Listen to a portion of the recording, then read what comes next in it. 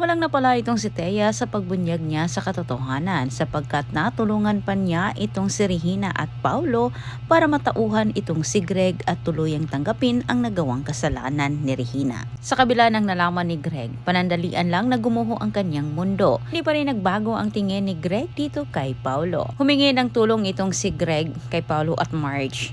Gusto niyang makausap itong si Edward dahil nais niyang humingi ng kapatawaran. At nang malaman naman ito ni Thea, sinusulsulan niya ang kanyang asawa. Ginatungan ang isip nito para kunin umano ang mga karapatan ni Edward na nandun umano ngayon kay Paulo. Kahit ganun pa man ang panunulsol ni Thea ay hindi pa rin nagpadala itong si Edward at pinanindigan niya na magkapatid pa rin umano sila ni Paulo at hindi umano niya kayang traidorin ang kanyang kapatid. Dumating ang mag-asawa sa mansyon ng mga Torrecampo. Kapatawaran ang hiningi ngayon ni Greg.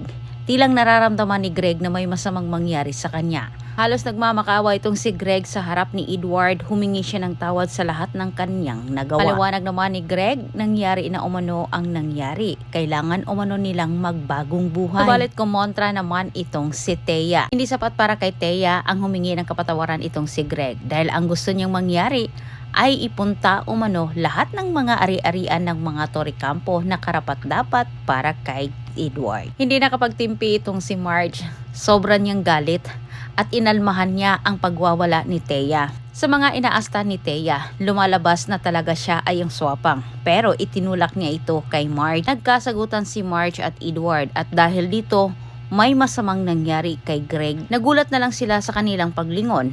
Nalumpasay na itong si Greg at wala nang malay. Hinala si Thea sa kanyang gusto. Dahil sa kanyang ginawa, hindi nagawa ni Greg na baguhin ang last will nito na lahat ay pinangalan kay Paulo. Maraming salamat sa panonood at antabayanan ang susunod kong update.